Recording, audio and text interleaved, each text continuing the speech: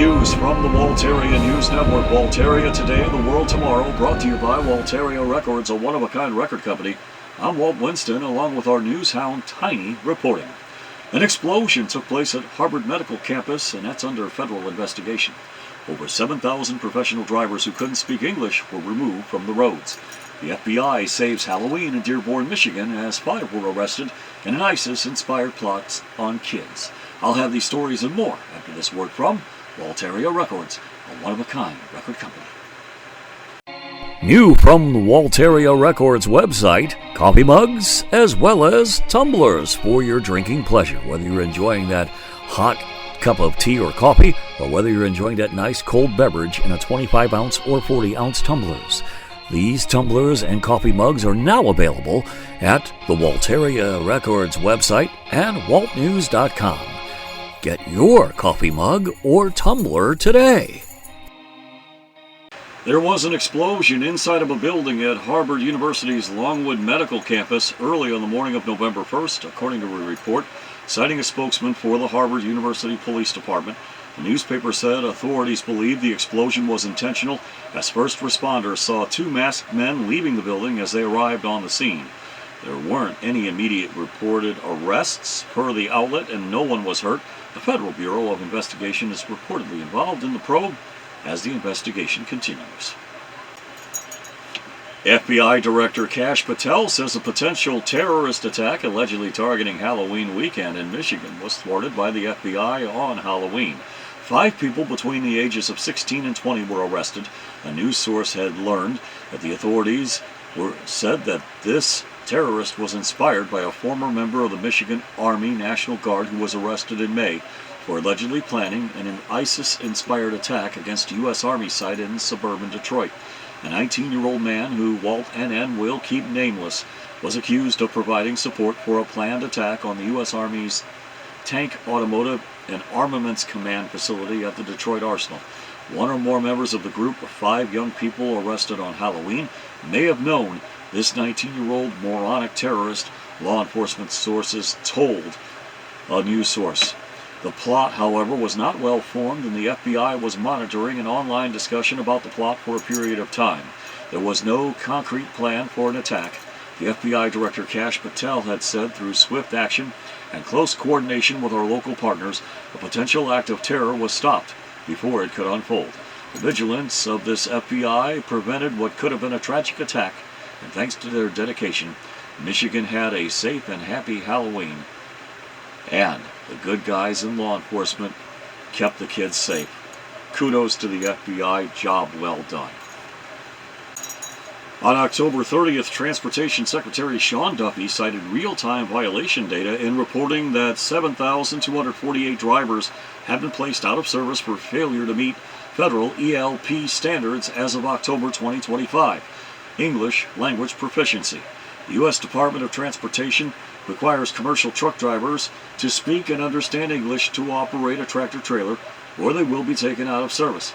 Duffy said, according to the Federal Motor Carrier Safety Administration, the database that aggregates roadside inspection violation data from across the country, 5,006 ELP out-of-service violations had been recorded so far this year in late July 2025. Duffy reported that roughly 1,500 drivers had been placed out of service for ELP violations. Non-compliance with existing federal regulations requiring ELP for commercial vehicle drivers officially became an out-of-service violation again as of June 25th, following a White House executive order demanding increased enforcement of federal English language requirements for truck drivers.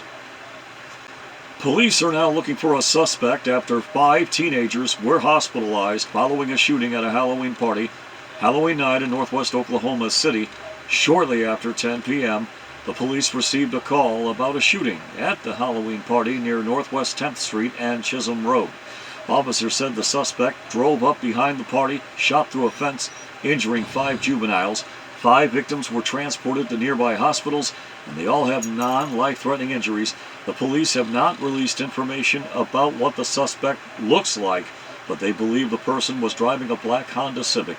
If you know anything, please call the Oklahoma City Crime Stoppers at 405-235-7300. That number 405-235-7500. Michigan State Police said that a bus driver and the company involved in an injury crash in Monroe County on October 30th lacked multiple certifications. The crash occurred at 5:45 on October 30th on southbound I-75 near mile marker 16 in Frenchtown Township, Michigan. Troopers say a 2008 Ford Super Duty limo bus left the roadway for an unknown reason and rolled several times, resulting in multiple passengers being ejected. 11 of the 15 bus passengers were hospitalized, 8 with minor injuries, 2 injured seriously, 1 with critical injuries. The bus driver, a 69-year-old man from Detroit, said that he had no memory of the crash. Drugs or alcohol do not appear to be factors in that crash, according to MSP. Following an investigation by MSP's Monroe Post Commercial Vehicle Enforcement Division, officers determined that the driver did not have proper group designation on his commercial driver's license required to operate the vehicle. He also lacked a valid DOT medical certificate.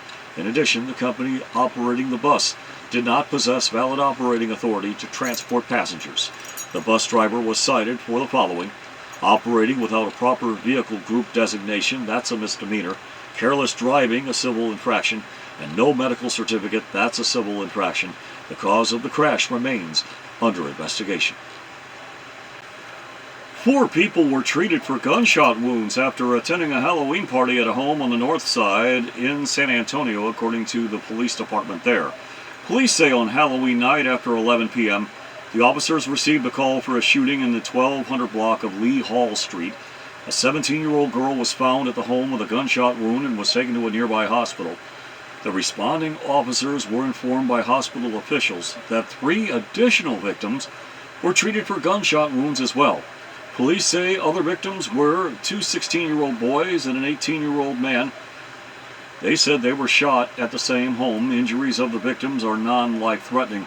No arrests have been made, as the investigation remains ongoing. EA Swing Company, an Eden Prairie, Minnesota establishment, is recalling over 127,000 pounds of a pulled pork sandwich product that may be contaminated with pieces of plastic. U.S. Department of Agriculture's Food Safety and Inspection Service announced that day, on the 27th of October, that the barbecue pulled pork sandwich items were produced on various dates between January 13th and October 25th.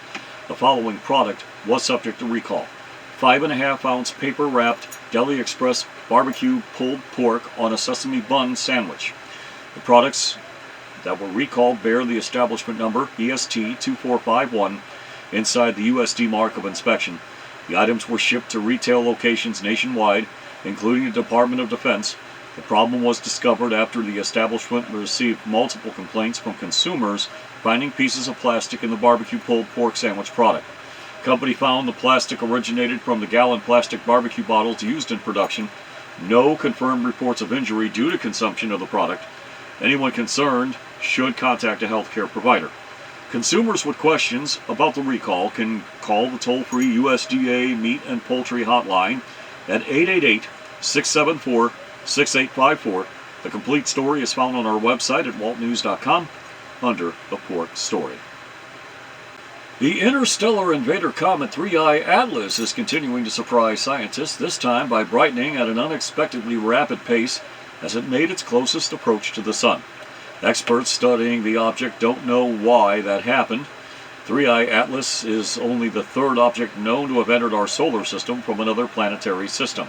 Scientists have expected 3I Atlas to brighten as it made its closest approach to the Sun, or reached perihelion on October 29th.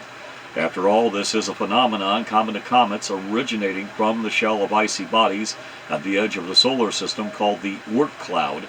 It happens because radiation from the Sun causes solid ice to transform straight into gas, a process called sublimation. This gas then erupts from the shell of the comet, casting off solid dust and growing the halo around the comet, the coma, its characteristic cometary tail. The dust reflects light, thus boosting the brightness of the comet. 3I Atlas, however, brightened way faster than anticipated. Space-based observations were necessary because ground-based instruments were not able to observe the interstellar comet again until it passes out from the other side of the Sun into another phase for the unknown object, escaping the glare of starlight in mid to late November of 2025. And scientists, some of them are saying it might not be a comet, it could be possibly an interstellar alien spacecraft, but they can't confirm that. Walteria Records reports a new Walt Winston album is now released on its way to iTunes and other internet web providers. The album, called August Heat, September Lust, is expected to be released on iTunes and other web providers between now and November 9th. Another new album coming out in January of 2026, Whistling Cowboy Monkey Band. August Heat, September Lust has 11 tracks and will be available to an internet provider near you, as well as eventually on WalteriaRecords.com at a later date. From our main Walteria News Network studio, that's a look at our news from the Walteria News Network. Walteria Today, the World Tomorrow, brought to you by Walteria Records, a one-of-a-kind record company. I'm Walt Winston reporting, as well as our news hound Tiny. We thank you for watching.